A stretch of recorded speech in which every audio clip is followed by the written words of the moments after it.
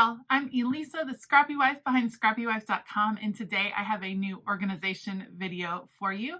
I have really been enjoying working with vinyl with my Cricut maker, and therefore my vinyl collection has started to grow. And previously I used an IKEA hack that was meant for like a garbage bag or for those plastic bags that you get from the grocery store, and I used that to store my vinyl. But I decided I needed something that would grow with me a little bit more and something that was a little more aesthetically pleasing. So I want to share with you my new vinyl storage solution. And then after I share that, I want to show you how I store my vinyl scraps, because I know we always like to save every little tiny bit of vinyl because it's expensive sometimes and you can just get a lot of use out of it. So I'll show you how I store my scraps. Let's go. Okay, this is how I previously stored my vinyl. These are from IKEA. I will link a similar one I found on Amazon since it's a little easier to get from Amazon. These were up on my wall and the vinyl was kind of stuck in the side. But I recently found this while I was thrift shopping. This is a vintage ladder. It has some cool metal pieces still on it. It was the perfect size to fit between my closet and this bookcase. And I am going to use this piece to store my vinyl. I am going to create a shelf out of it, and I can't wait to bring y'all along and show you how I'm going to be able to add this neat vintage piece into my craft room. Let's do it. I am forever thankful for my husband who helps me out with all of these crazy crafting ideas that I have. So this is a piece of clear acrylic. We're using his super large T-square and this box cutter razor blade to score the clear acrylic.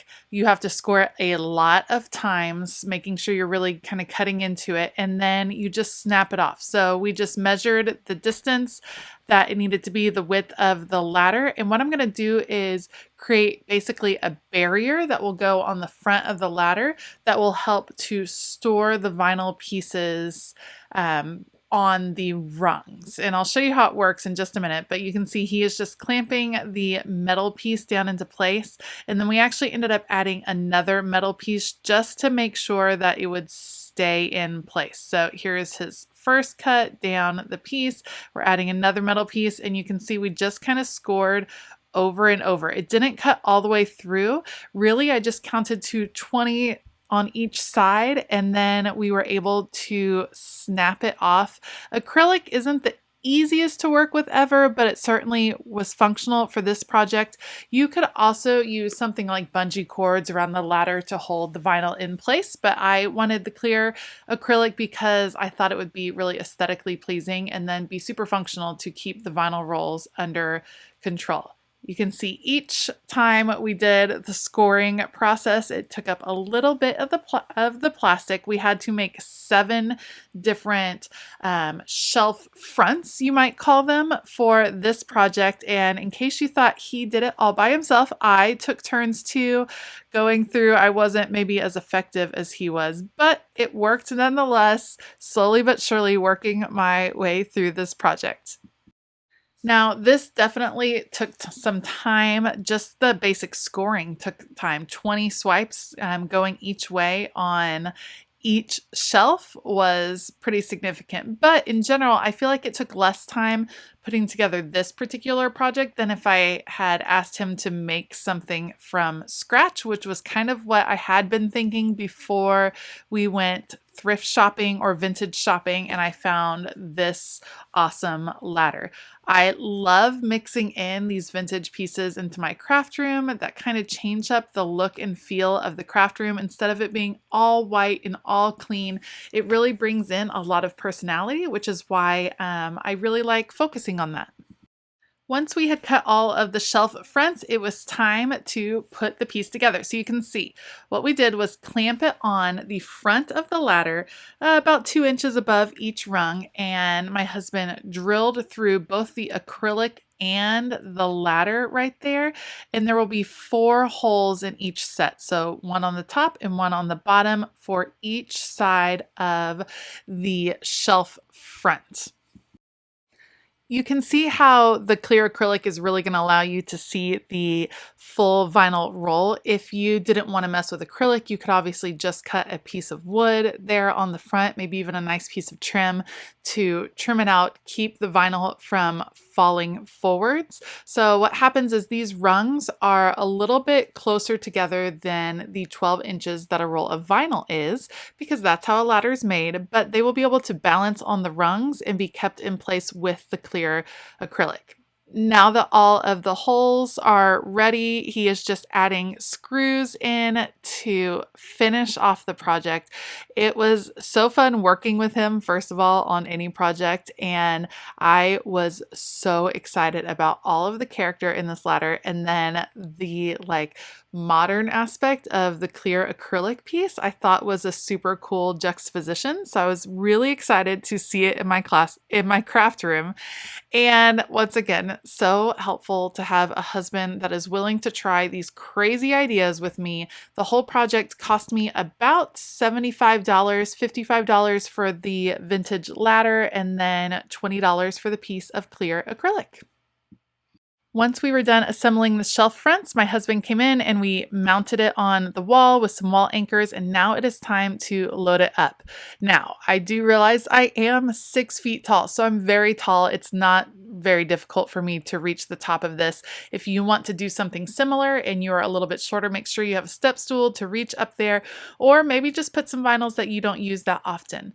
I am organizing them by type, so at the top will be my permanent vinyl, and also, of course, by rainbow order, because that is so pleasing to your eye when you walk in or when you walk by a craft room. Here you can see I have 2 rolls of the same black permanent vinyl, and so I'm going to roll them together. Of course, I roll them together and then one immediately falls out as I go to lift it. Oh, it's like a comedy of errors. So put those back in just to save a little bit of space. You could also keep your rolls together with rubber bands or slapsticks. I've seen online as a fun way to keep your vinyl rolls kind of more confined. I have tons of space. As I get more vinyl and use more vinyl, I will definitely probably be using rubber bands or something like that to keep them in a bit of a tighter roll, just so that I can put more rolls per shelf or per rung. So you can see they just balance right there on the rungs. They lean forward against the clear acrylic piece. You hide the rungs in that way, which is kind of fun. And it looks like they are just floating on the wall, which is extra, extra cool. So I have my iron on, or my removable vinyl, and then all of my iron on vinyl, just working through all of the different parts, all the different pieces I have, getting them organized into this. Again, so eye-pleasing, and that's an important part of your storage. It needs to be functional, but it also needs to be inspiring. This is your creative space. So, just having big boxes full of stuff, while it might function, is not always the most inspiring. So you 100% probably would have guessed that I was going to be labeling all of my shelves, because, that's how I roll. So I have this removable shimmer vinyl and this magenta that picks up on the magenta flowers that are in my closet area. And I will be adding that to the front of each of these shelves. So it's really works out that the clear acrylic is there. It's a great place to have these beautiful labels on and to really get to enjoy something that's bringing me a lot of joy recently, which is the vinyl projects that I have been working on.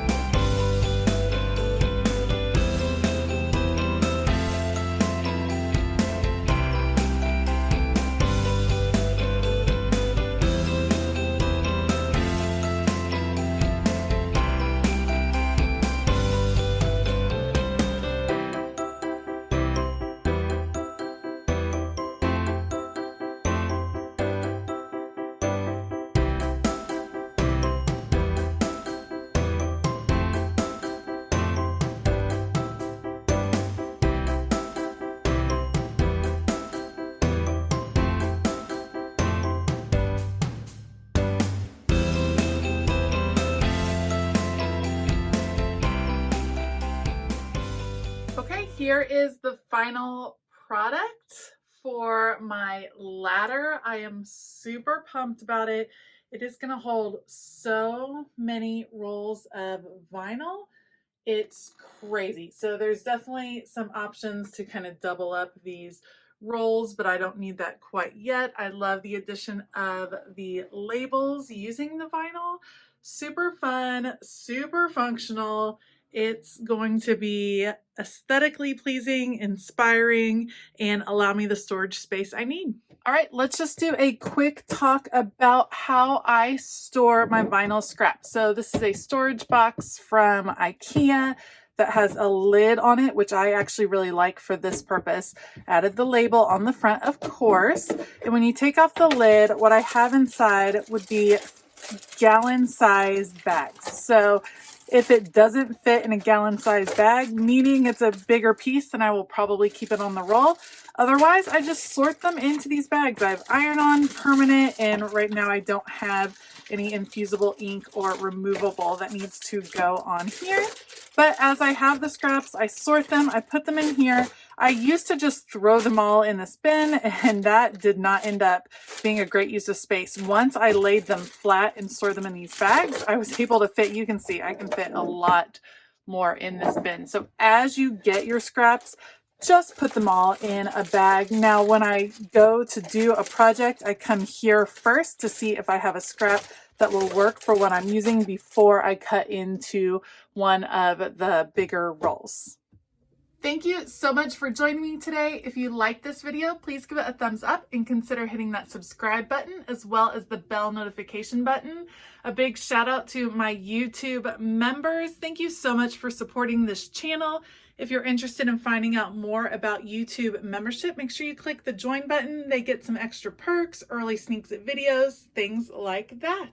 If you have any questions, make sure to leave them in the comments down below.